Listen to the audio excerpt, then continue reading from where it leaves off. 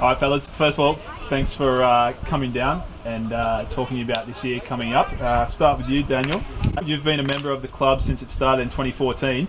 How did it come all about that you joined the club? Oh god. I remember seeing an ad on Facebook about maybe a month out before the preseason started. I previously played for Sydney Uni, and then I took a break from playing for a while. And then I was just chatting to a mate who I played with at Sydney Uni, and I was saying that I really wanted to get back into football again, but didn't know how to go about it, and then was just kind of searching on Facebook at work and found the ad that Steve posted up, which was like the first intro day at Brookie Oval, and just ended up going down, and yeah, kind of went from there. Yeah, nice. And talking about Colts, Alex, you're returning this year as head coach. You've been involved for a couple of seasons now and had some success. What are you most looking forward to this upcoming season? Starting again. I'm looking forward to like I put in the hard yards. Like I've been involved with the Colts for like 3 years now. You know, working my way up from wide receiver coach, offensive coordinator. Now I'm the head coach, and I'm excited. Yeah, nice. Blake, returning, head coach of the women's again. Back again for another season. Yeah. Excited. So should be good. Most of the girls are coming back from last season. Obviously fell just short of getting the club's first championship. So if we can go one step better this year, we'll bring home the Opal Bowl. Yeah, nice. And talking about head coaches, Daniel, been elevated to the role this season. Obviously, you've been a positional coach and a defensive coordinator in the last few seasons, and a real pillar of the team. So, what are you looking forward to in your first role of head coach? Just looking forward to leading the guys again. I mean, I know I've been doing it for a couple of years now, just strictly on the defense, but I live for this team. I live for leading these guys, and I think I can do a great job on doing it on the sidelines. So we'll see how it goes. Yeah, nice. And Alex, I mean, the Colts finished last season on top of the table, bowed out in the semis in a close one in overtime. What will you change if anything happens with the team this season? Like, how would you go about it differently? I honestly don't think we would change that much. Like, we did really, really well last season. We only like I said, we lost one game, which was disappointing.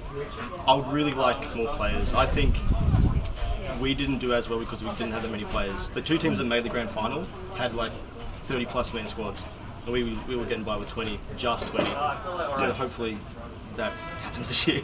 Yeah, that'd be good. And Blake, that's one step further. Yeah, absolutely. Blake, so close again last year. Actually made it to the big dance. Planning on changing anything this season coming up? Or? Yeah, I think last year our defence, obviously led by yourself, coaching the defence, it balled out every game. I think we can definitely improve. Across the board, offence will be a big focus for this season. We're going to still recruit pretty strong because we've still got a couple of areas we can probably recruit for and have a bit more depth. So I'm ready for the recruitment drive in the off-season. Yeah. And Daniel, overseeing all three teams realistically, been involved, playing a part in all of them. But men's Div 1, player acquisitions. Is there anything on that front? I mean, a few guys retiring, a couple of guys carrying over injuries, might not be straight starters. Can we see a new look at the Rebels? I don't think much is going to change, probably, I don't know, majorly. It's not going to really change that much. I mean, most of our guys are returning. We have one or two guys retire, but they're actually going to come over and probably help coaching-wise. So they might be done, playing the game, but they're still going to be involved heavily in the club. We're still looking at recruiting heavily locally as well. Yeah. So we're really going to get stuck into that in the next couple of months. Starting to really sort of drive that this year. I think the thing across all three teams, we've got a real good core group. And they're back nearly every year, whether it be the Colts coming up with the men's, the women's. I think we've a great core group this year. Like, if we just get around it and build on that each and every season, the club should be successful and have good growth. Yeah, every year we've gotten better and better. It's just about the guys that keep sticking around, keep learning more and more every single year. So if we keep adding to that and bring in new guys to learn as well, all we're going to do is just keep going up and up and up, and that's what we've done for the last couple of years. Yeah, and just like following up on that, like couple of people leaving the club and moving on in coaching roles, head coaching, offensive coordinator. You know, how are you looking to kind of fill those in this 2019 season? And you know, Rebels have got a good kind of short history of, you know, training up internally and getting guys experience in those roles. I mean, are we going to see that this season? From a player perspective, obviously we lose a lot of experience of Matty Steele, stepping away from head coach. Nathan obviously came in last season. He really, I think, developed the offense in the men's. I know personally, I learned a lot last year, probably more than I had previously. But you know, we've got depth in the club. We've got guys that are super knowledgeable that can easily step up and fill the positions. And we've always been a player coach club, and that's worked for us, so I guess there's no reason to really stress and worry. And that's how we've been from the very beginning. I mean, the first year it was basically, you know, me, Benny, Steve, and maybe a handful of other guys that kind of led behind Anthony Maxwell in the first year. And then kind of slowly built from there as new guys came along, but we still stayed the same core coaching group. And that's pretty much what we've done now. So instead of me being just a positional guy, I've now elevated to that head coach position. And it's going to be the same with Steve. Steve's going to be the special teams coordinator. Still currently looking for an offensive coordinator, but we're hoping to fill that role soon.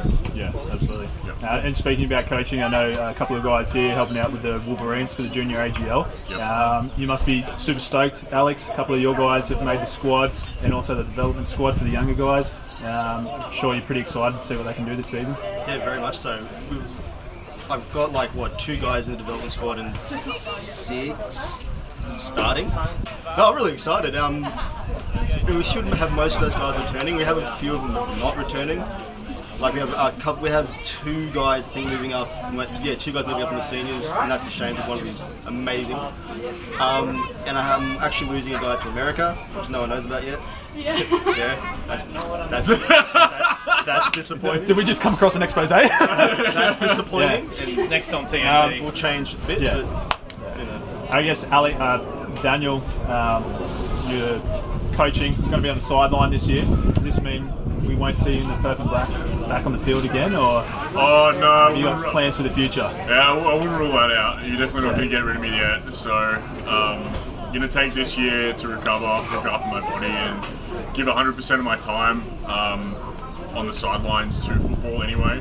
So, I think taking myself off the field is going to make me focus more on developing my players more, taking the focus off myself and really putting into the guys around me. So I look forward to making them better on the field. It'd be a nice change for you not to focus on the side.